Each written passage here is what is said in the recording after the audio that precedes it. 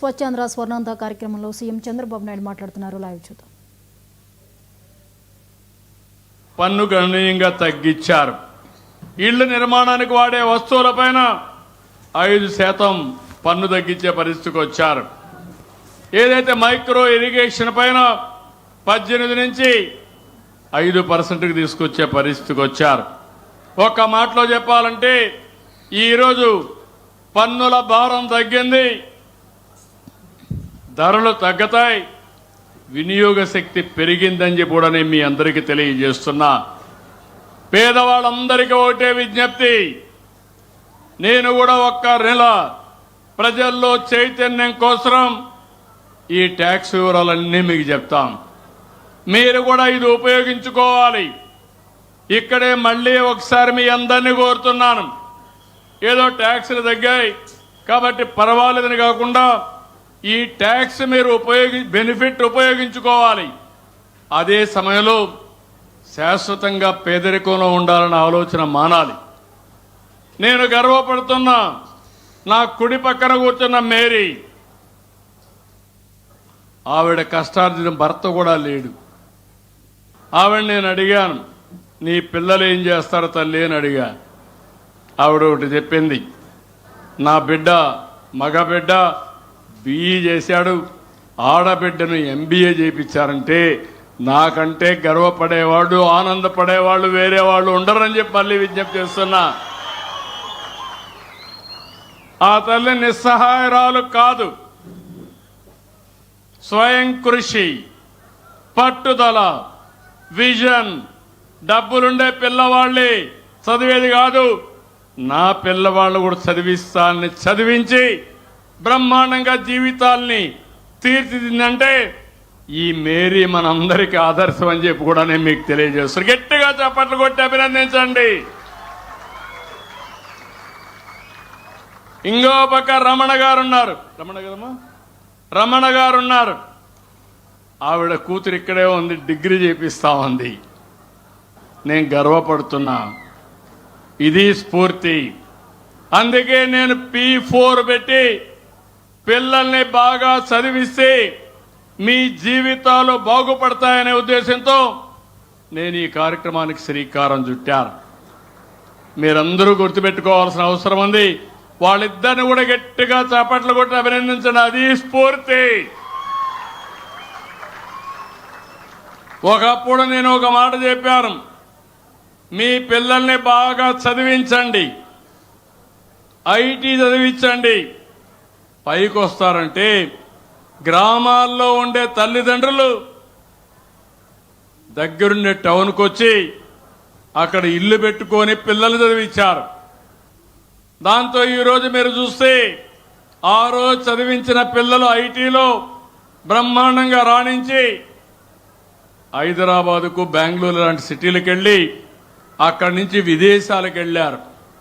ఈరోజు ప్రపంచంలో ఏ దేశానికైనా వెళ్ళండి, ఒక పాష్ లొకాలిటీకి వెళ్ళండి, అక్కడ పెద్ద పెద్ద ఇళ్ళు చూసి గట్టిగానే మీరు తెలుగులో మాట్లాడితే 100 మంది తెలుగు వాళ్ళు బయట వస్తారు అక్కడ. అది ఆ రోజు నేను చూపించిన స్ఫూర్తి అని మరొక్కసారి మిమ్మల్ని అందరినీ కోరుతున్నా. కొంతమంది మాటలు చెప్తా ఉంటారు, చెత్త కబుర్లు చెప్తా ఉంటారు, ఏమీ చేసిన చరిత్ర ఉండదు. చరిత్ర రాయాలన్నా, చరిత్ర తిరగా రాయాలన్నా ఏ తమ్ముళ్ళు మీరు కూడా ఒకటి ఆలోచించాలి. మళ్ళీ అటు ఇటు అడ్డదారి చూడొద్దండి. నేను అందుకే ఒకే మాట చెప్పాను, మనకు వైకుంఠపాళి వద్దు. నేను పైకి ఎక్కిపోవడం, మళ్ళా వేరే వాళ్ళు కిందికి లాగడం, మళ్ళా మిమ్మల్ని అందరినీ పైకి తీసుకురావడానికి ప్రయత్నం చేయడానికి నా జీవితం సగం సరిపోయింది. ఇంకా అది రావడానికి వీలు లేదు. దానికి మీరు సిద్ధమా అని మిమ్మల్ని అడుగుతున్నా.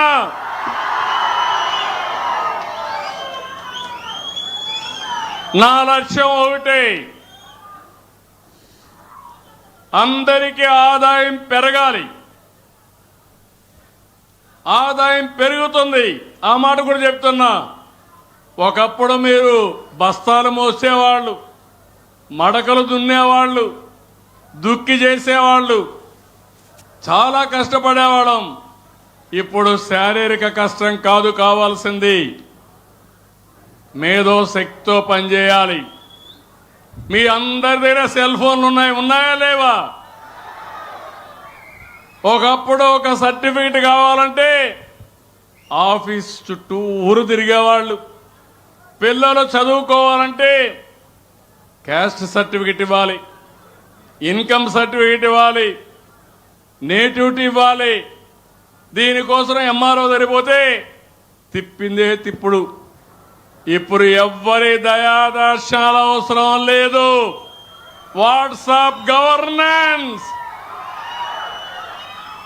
ఏ పని కావాలన్నా ఫోన్ తీసుకొని మీరు కొడితే ఆ పని అయ్యి మళ్ళా మీకు చెప్పే బాధ్యత నాదని మరొక్కసారి మీ అందరికీ హామీ ఇస్తున్నా.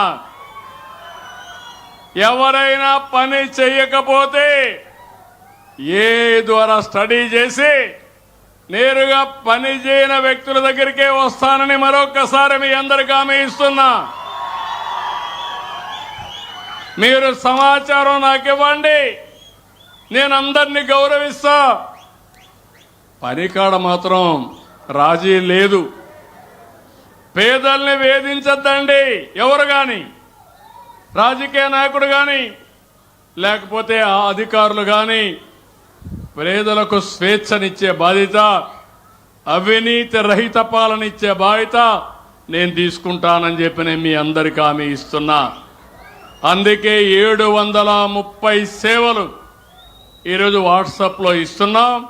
ఎంతమంది వాడుకున్నారు? చేలు పైకెత్తండి. చాలా మంది వాడుతున్నారు, ఇంకా చాలా మంది వాడుకోవాలి. క్యాంపెయిన్ కూడా చేస్తున్న గ్రామాల్లో, టౌన్లో సెక్రటరియట్ని పంపించి తెలియకపోతే నేర్పించి, ఒకవేళ తెలిసిన ఉంటే మీరు 10 మందికి సహాయం చేసేట్టుగా ఈ కార్యక్రమానికి కూడా శ్రీకారం చుట్టాం. ఇంకొక విషయం కూడా మనం ఒక్కసారి గుర్తుపెట్టుకోవాల్సిన అవసరం ఉంది. ఈరోజు రాష్ట్రంలో మున్సిపల్ అడ్మినిస్ట్రేషన్ కానీ మన డిప్యూటీ సీఎం పవన్ కళ్యాణ్ గారు కానీ ఇద్దరు కలిసి పరిశుభ్రమైన నగరాలు, పరిశుభ్రమైన గ్రామాల కోసం పనిచేస్తున్నారు.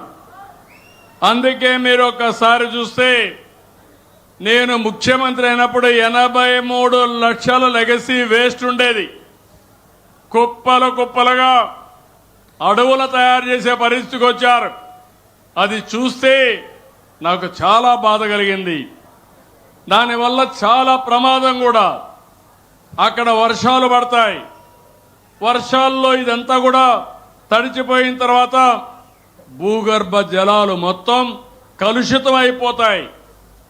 ఒక దిక్కడ భూగర్భ జలాలు కలుషితం అయితే ఎంతవరకు అది పర్కులేట్ అయితే ఆ ప్రాంతం అంతా కలుషితం అయిపోతుంది. ఆ స్మెల్ చూస్తే భయంకరమైన వాసన. ఆ స్మెల్తో లేనిపోని రోగాలు వస్తాయి. అలాంటివి చేసిపోయారు. ఈరోజు అందుకే నేను ఆ రోజు నారాయణ గారికి ఒక మాట చెప్పాను, మున్సిపాలిటీకి ఒక మాట చెప్పాను.